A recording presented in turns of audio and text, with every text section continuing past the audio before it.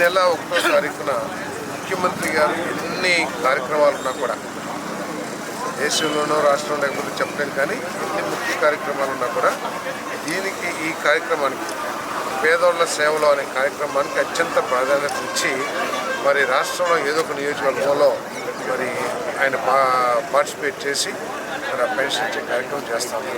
అంటే ఈ ప్రభుత్వానికి పేదల సంక్షేమం పట్ల ఉన్న ఆపేక్ష ఏమిటో లేదా ప్రాధాన్యత ఏమిటో అర్థమవుతుందని చెప్పేసి మనం చేస్తాం. అంతేకాకుండా ఈ ప్రభుత్వం చేసే సంక్షేమ కార్యక్రమాలకి ఒక లక్ష్యంతో ఏదో సంక్షేమ కార్యక్రమాలు ఇచ్చేసాము, మా పని అయిపోయింది అని చేతులు కడుక్కుంటామో లేకపోతే అసలు దాని గురించి పట్టించుకుపోవటమో కాకుండా ఏ సంక్షేమ కార్యక్రమం చేసినా కూడా దానికి అల్టిమేట్ రిజల్ట్ వచ్చే విధంగా ఈ ప్రభుత్వం పనిచేస్తుంది. ఉదాహరణకి తల్లికి వందనం కానివ్వండి, లేకపోతే ఫీజు రింబర్స్మెంట్, ఇవన్నీ చేసి మేము చదివించాము, ఇక మీ దారి మీరు చూసుకోండి అనుకోకుండా చదివించిన ప్రతి ఒక్కరికి కూడా ఉద్యోగం ఇప్పించాలనే లక్ష్యంతో ఈ రాష్ట్రంలో పెట్టుబడులు తీసుకొచ్చి వాళ్ళందరికీ ఉపాధి ఉద్యోగాలు లభించేటట్టు చేయటం ఈ రాష్ట్ర ప్రభుత్వం యొక్క, అదేవిధంగా మా ప్రియతమ నాయకుడు చంద్రబాబు నాయుడు గారి యొక్క ప్రత్యేకత అని చెప్పేసి మనం చేస్తాం.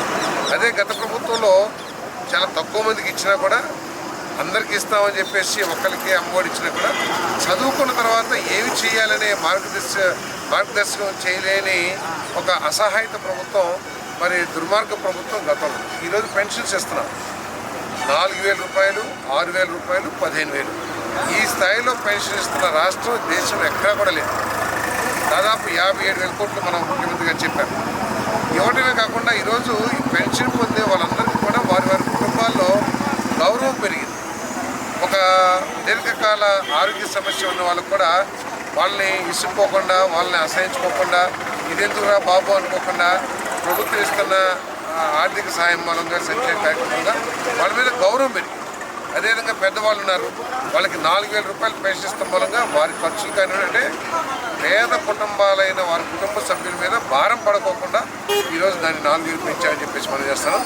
సంక్షేమ కార్యక్రమం, వ్యవసాయ రంగం, అదేవిధంగా పారిశ్రామిక రంగం, మరి ఈ లక్ష్యాలతో ఈ ప్రభుత్వం పనిచేస్తుంది.